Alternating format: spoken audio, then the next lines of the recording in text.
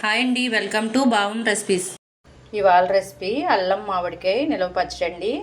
ఎలా చేయాలో ప్రాసెస్ ఏంటో ఫుల్ వీడియోలోకి వెళ్ళి చూసేయండి. ఆయిల్ వేడైన తర్వాత ఒక గ్లాసు అల్లం ముక్కలు తీసుకుని వేయించుకోవాలండి. పచ్చివాసన పోయే వరకు వేయించుకోవాలి. అల్లం మీద ఉన్న పొట్టును తీసేసుకుని చిన్న చిన్న ముక్కలుగా కట్ చేసుకుని వేయించుకోవాలండి. ఇలా వేగితే సరిపోద్దండి. ఇప్పుడు స్టవ్ ఆఫ్ చేసుకుని పూర్తిగా చల్లారనివ్వాలండి.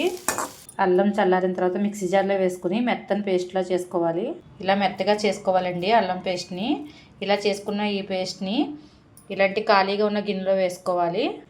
ఏ మామిడికాయ అయినా పర్వాలేదండి, పుల్లగా ఉండాలి. ఇలా పుల్లగా ఉన్న మామిడికాయని తీసుకుని పీల్ చేసేసుకుని చిన్న చిన్న ముక్కలుగా కట్ చేసుకుని తడి ఏమీ లేకుండా ఆరబెట్టుకోవాలండి. అలా ఆరబెట్టుకుని ఈ మామిడికాయ ముక్కల్ని కొలుచుకోవాలి. ఒక గ్లాసు అల్లానికి 4 గ్లాసులు మామిడికాయ ముక్కలు వేయాలండి.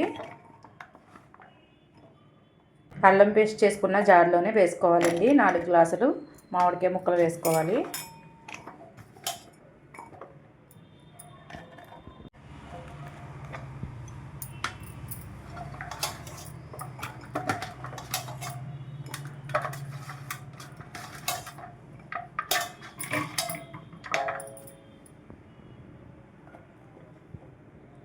ఇలా వేసుకున్న తర్వాత మామిడికాయ కూడా మెత్తని పేస్ట్లా చేసుకోవాలండి. ఇలా చేసుకున్న ఈ మామిడి పేస్ట్ని కూడా అల్లం పేస్ట్లో వేసుకోవాలండి.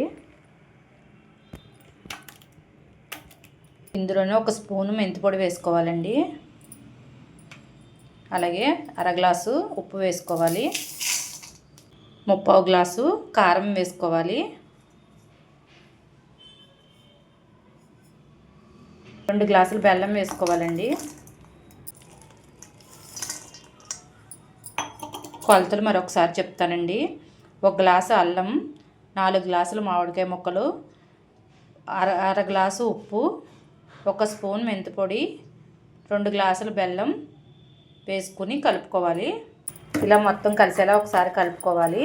ఇలా కలుపుకున్న తర్వాత మళ్ళీ మిక్సీ జార్లో వేసుకుని మెత్తగా పేస్ట్లా చేసుకోవాలండి. ఎందుకంటే బెల్లం అక్కడక్కడ తగులుతుంది కాబట్టి బెల్లం కూడా నలిగేలాగా మిక్సీ పట్టుకోవాలి. ఇలా మెత్తగా పట్టుకోవాలి. ఇది ఒక ప్లేట్లోకి తీసుకుని మిగతాది కూడా ఇలాగే మిక్సీ పట్టుకోవాలి. అంతా ఇలా గ్రైండర్ చేసుకున్న తర్వాత పోపు వేసుకోవాలండి. పోపు ఎలా వేసుకోవాలో చూపిస్తాను. అల్లం వేపుకున్న ప్యాన్లోనే 1 గ్లాసు నువ్వుల నూనె కానీ వేరుశనగ నూనె కానీ వేసుకోవాలండి. మనం ఏ గ్లాస్తో అయితే అల్లం తీసుకున్నామో అదే గ్లాస్తో ఆయిల్ కూడా తీసుకోవాలి. ఆయిల్ వేడైన తర్వాత పొట్టు తీయకుండా కచ్చపచ్చగా దంచుకున్న వెల్లుల్లి వేసుకోవాలండి. అలాగే జీలకర్ర, ఆవాలు, మెంతులు స్పూన్ చొప్పున వేసుకోవాలి.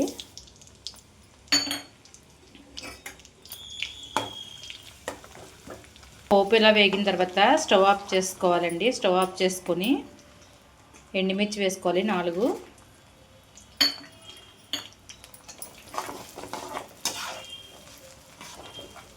ఆయిల్ పూర్తిగా చల్లారే వరకు పచ్చడిలో వేయకూడదండి. నిలవ పచ్చళ్ళకి వేడి నూనె వేయకూడదు. కరివేపాకు కూడా వేసుకోవాలండి. వేసుకున్న తర్వాత పూర్తిగా ఆయిల్ చల్లారే వరకు పక్కన పెట్టుకోవాలి. పోపు చల్లారిన తర్వాత ఈ పచ్చడిలో వేసేసుకోవాలి. పోపు వేసుకున్న తర్వాత పొట్టు తీసుకున్న వెల్లుల్లిపాయలని 1/2 కప్పు వేసుకోవాలండి. ఇష్టమైతేనే వేసుకోవాలి.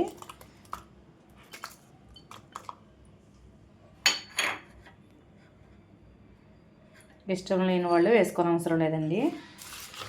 ఇవి ఇందులో ఊరితే ఎల్లుల్లిపాయలు చాలా బాగుంటాయి. ఇప్పుడు పచ్చడిని ఒకసారి కలుపుకుని ఇలా కలుపుకుని పచ్చడిని ఏదైనా గాజు సీసాలో కానీ జాడీలో కానీ పెట్టుకోవాలండి. రెడీ అయిపోయిందండి అల్లం మామిడికాయ నిలవ పచ్చడి. మీరు కూడా ఒకసారి నేను చెప్పి కొలతలు ఫాలో అయ్యి చేసుకోండి. చాలా అంటే చాలా బాగుంటుందండి. 1 ఇయర్ వరకు పాడవకుండా ఉంటుంది. ఒకసారి ట్రై చేయండి. ట్రై చేసి ఎలా వచ్చిందో కామెంట్ చేయండి. ఈ వీడియో కనుక నచ్చితే లైక్ చేయండి, షేర్ చేయండి. మరిన్ని రెసిపీస్ కోసం సబ్స్క్రైబ్ చేయండి.